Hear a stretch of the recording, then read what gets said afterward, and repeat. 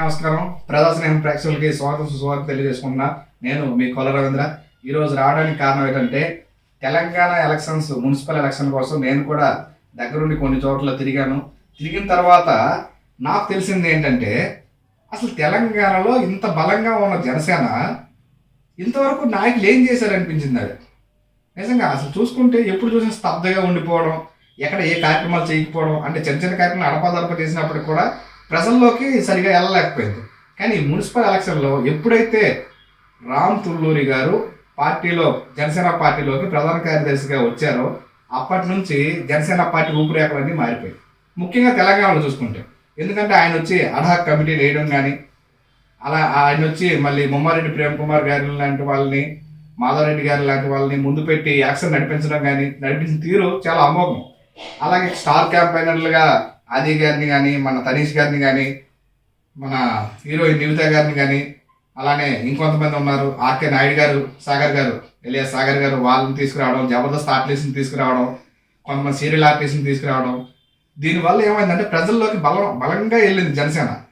ఎలా అంటే ప్రచారం చూసి మీరు చూసే ఉంటారు వీడియోల్లో, టీవీల్లో కూడా కాంగ్రెస్ నాయకులు అది చూసి తట్టుకోలేక అవాకులు చవాకులు పేలారు. కొంతమంది అయితే ఏకంగా నోటికి వచ్చిన నానా రకాలుగా అన్నారు. అందులో చాలామంది వాళ్ళ బ్యాక్గ్రౌండ్ ఏంటి అని చూసుకుంటే వాళ్ళ గతంలో వైసీపీ తరపున ఉన్న వాళ్ళు అనమాట.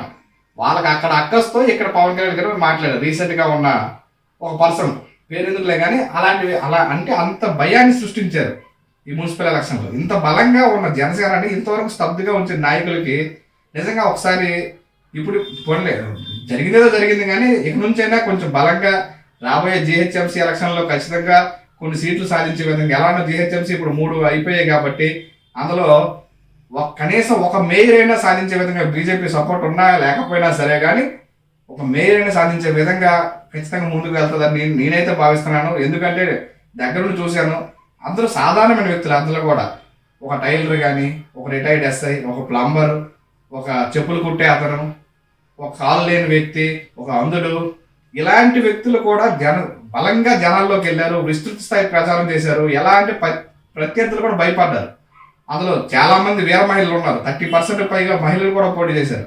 ఆ మహిళలను చూసి కూడా వారలేక కొంతమంది బూత్ పోరాటాలు అందుకున్నారు. ఈ రోజు జరిగిన ఎలక్షన్ డే రోజు కూడా అలా జరిగింది కొన్ని చోట్ల. సో ఇక నుంచైనా సరే ఇంకా జనసేనని ఇంకా బలంగా తీసుకెళ్లాలని, ఆంధ్రలో అయితే ఏ విధంగా మనం ముందంజలో ఉన్నామో అదే విధంగా తెలంగాణలో కూడా అంతే స్థాయిలో రాణించాలని మరీ కోరుకుంటున్నాను. వీడియో నచ్చితే లైక్ చేయండి, ఛానల్ మాత్రం ఖచ్చితంగా సబ్స్క్రైబ్ చేయండి, వీడియో అందరికీ షేర్ చేయండి. మీరు ఇలా చేయడం వల్ల ఏంటంటే మాకు ఇంకొంచెం గ్రోత్ ఇచ్చినట్టు ఉంటుంది, మాకు చేయూతలు ఇచ్చినట్టు ఉంటుంది. చిన్న లైక్ అంతే, దయచేసి గుర్తుపెట్టుకొని లైక్ చేసి సబ్స్క్రైబ్ చేస్తారని మరీ కోరుకుంటున్నాం. జై హింద్.